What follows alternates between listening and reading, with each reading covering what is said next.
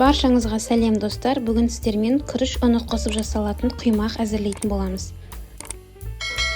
Ол үшін бізге 3 жұмыртқа, ас қасық қант және де шымшым тұзымызды салып жақсылап араластырамыз. Араластырып болғаннан кейін сүтімізді құйып, тағы да жақсылап араластырамыз. Содан соң күріш ұнымызды салып, тағы да біркелкі болғанша араластырамыз. Ұнымызды салып жатқан кезде ондай қою болып кетпеу қажет, сондықтан оны дұрыстап қарап отырып салуымыз керек. Содан кейін сұйық майымызды құйып, осылай массамызды дайындаймыз. Жақсылап араластырып дайын болғаннан кейін қызып тұрған табамызға құймағымызды құямыз.